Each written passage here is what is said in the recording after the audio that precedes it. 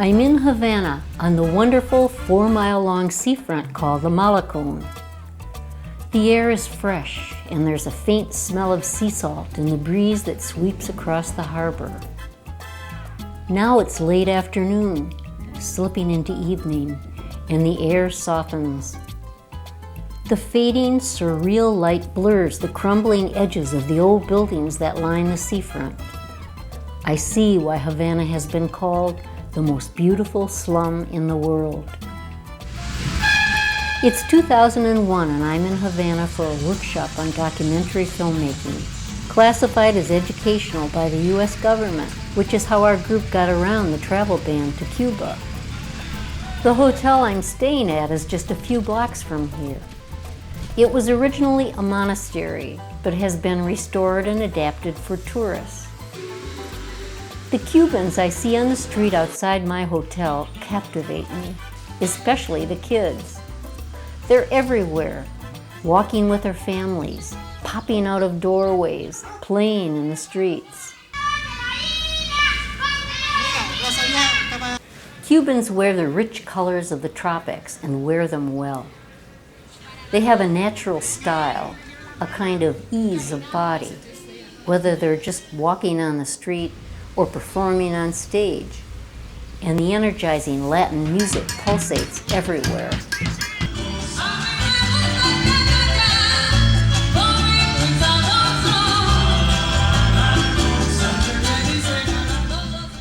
When I leave the tourist area with its restored hotels and plazas, I'm struck by the contrast between the good looks of the Cubans and the bad looks of their historic city. Havana is a city in ruins, with piles of rubble everywhere, peeling paint, holes in walls, fallen walls, ruined cars propped up in unused driveways.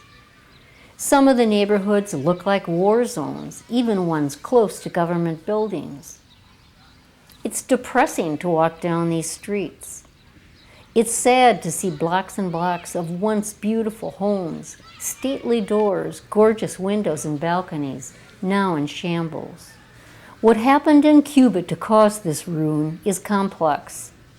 It's a story of conflicting ideologies, corrupt governments, changing alliances, failing economies, and human imperfectibility.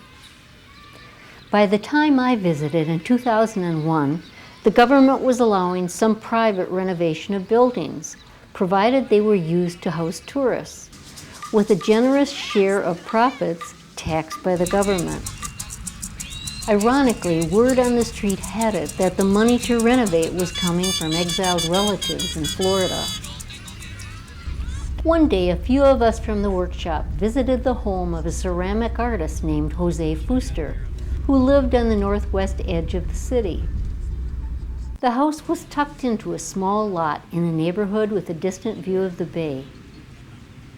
Jose was a warm and charming host, an artist who had incorporated his work into almost every inch of his property.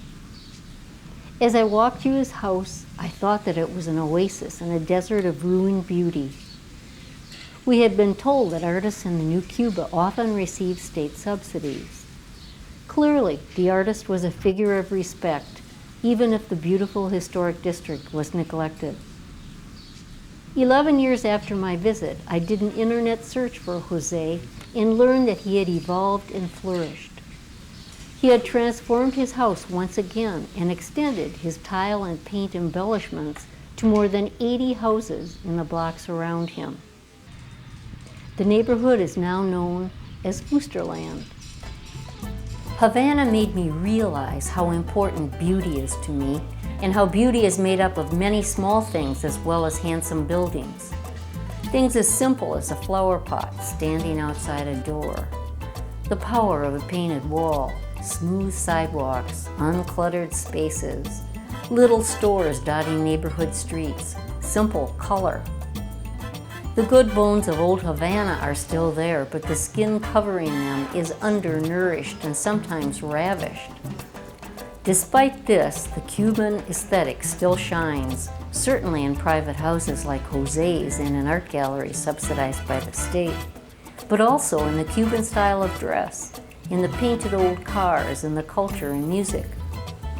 As I walked the ruined streets day after day, I was especially struck by the rows and rows of artfully hung, freshly laundered clothes that decorated the balconies and walls and open spaces of the decaying buildings, like lights on a Christmas tree, as colorful, vibrant, and full of style as the people of Havana themselves.